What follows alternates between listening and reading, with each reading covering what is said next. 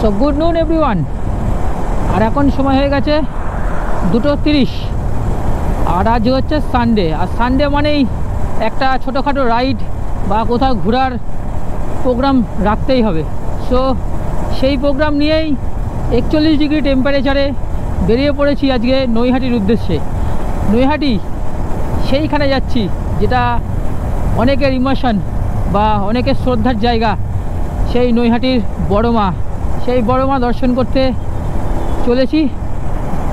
তো অনেক দিনের ইচ্ছা ছিল যে বড় মাকে সামনে থেকে দর্শন করব এবং বড় মার মন্দির ভিজিট করব এবং বড় মাকে পুজো দেব। লাস্ট যে কোষ্ঠী পাথরের যে মূর্তিটা প্রতিষ্ঠা হয়েছে, তো সেই কোষ্ঠী পাথরের মূর্তিটাই মেনলি দেখার খুবই ইচ্ছা। তো আমি তো দেখবই, সাথে তোমাদেরও দেখাবো। তো চলো আস্তে আস্তে এগোই আমরা এই চাঁদি ফাটা রোদ্দুরের সাথে, আর তোমরা এনজয় করতে থাকো NH34 বা NH12।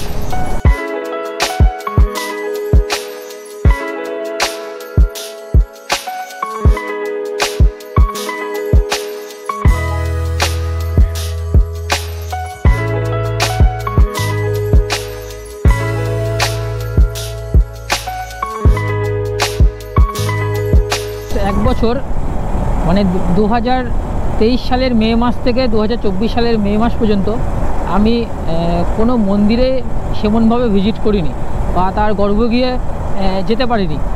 তার কারণ এক বছর আমাদের অসহ্য ছিল। তো সেই অসহ্য জাস্ট আমি পার করে, তো সেই কারণেই অনেক দিনের ইচ্ছা যে বড় মাকে সামনে থেকে দেখব। কালী পুজোর সময় যে বড় মার মূল যে মূর্তিটা যেটা পূজিত হয় সেটাকে তো দেখেছি, কিন্তু কোষ্ঠী পাথরের যে মূর্তিটা সেটা দেখার খুবই মানে ইচ্ছে। তো অসহ্য থাকাকালীন যাওয়া উচিত নয় বা যেতেও নেই। তো সেই কারণেই এতদিন অপেক্ষা করে ফাইনালি আজকে চললাম বড় মার দর্শনে। তো আমি একা যাচ্ছি না, আমার সাথে যাচ্ছে টুকাই। কৃষ্ণনগর থেকে নৈহাটি বড় কালী মন্দির, যার দূরত্ব 81 কিলোমিটার। গুগল হিসাবে আমাদের পৌঁছাতে সময় লাগবে 1 ঘন্টা 45 মিনিট। আমরা যে রুটটা দিয়ে আজকে যাচ্ছি এটি কৃষ্ণনগর থেকে NH34 বা NH12 হয়ে রানাঘাট দিয়ে চাকদাতে হরিণঘাটার মোড় থেকে আমরা ডান দিকে কাঁচরাপাড়া হরিণঘাটা জলেশ্বর রোড ধরে কিছুটা এগোলেই আমরা পৌঁছে যাব নৈহাটির বড় কালী মন্দির বা নৈহাটির বড় মার মন্দিরে।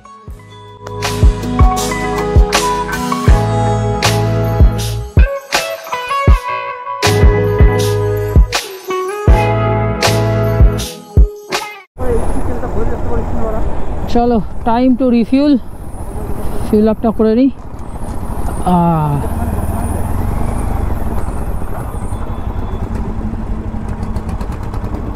মানি ব্যাগটা দে, মানি ব্যাগ।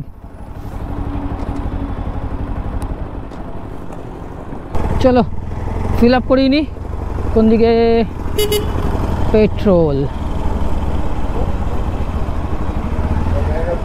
কার্ড নেবে দাদা? কার্ড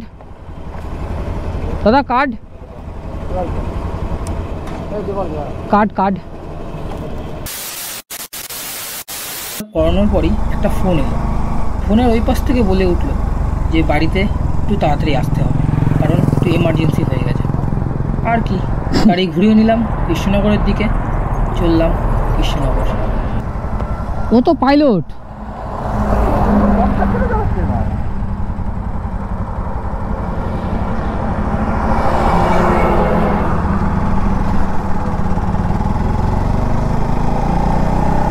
অনেক আশা করে নৈহাটি যাব বড় মাকে দর্শন বা পুজো করতে, তো বেরিয়েছিলাম, তো সেটাই পুরো জল ঢেলে গেল।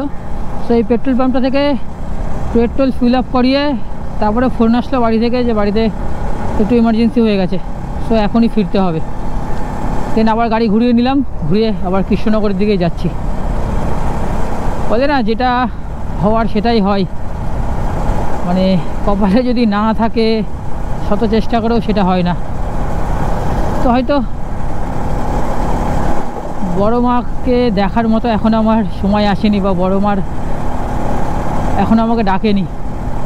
তো সেই কারণেই প্রায় রানাঘাটের কাছে চলে এসেছিলাম, সেখান থেকে আমাকে আবার ব্যাক করতে হচ্ছে। চলো আর কি করা যাবে। তো চলো একটু তাড়াতাড়ি যাওয়া যাক কৃষ্ণনগরের দিকে। তো পৌঁছে গেছি আমরা কৃষ্ণনগর পালপাড়ার মোড়। আর আসাম এতে স্টেশন দিয়ে যাব, যাওয়া আসা মিলিয়ে 57 কিলোমিটার মতো রাইড হলো, তবে কাজের কাজটা কিছুই হলো না। সো চলো আর কি করা যাবে। চলো এর পরের বার ট্রাই করব, কারণ হয়তো বড় মা চাইনি এখন আমাদের তার দর্শন দিতে। সো আর কিছু করার নেই। তো আমরা পৌঁছে গেছি কৃষ্ণনগর। কৃষ্ণনগর জাস্ট সামনে স্টেশন, আর এটা হচ্ছে পালপাড়ার মোড় বা বাতকুল্লার মোড়ও বলতে পারো। উপর দিয়ে চলে গেল NH12 বা NH34। আমরা ওটাকে জাস্ট ছেড়ে দিয়ে নিচে নেমে আসলাম। এবার কৃষ্ণনগর সিটির দিকে যাচ্ছি।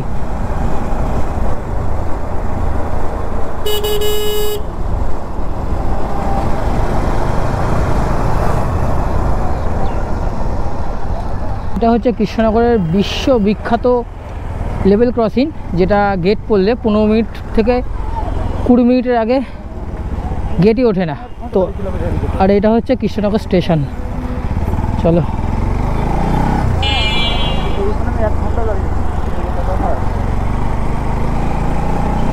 মানে সব থেকে ব্যস্ততম এই রোড এটা,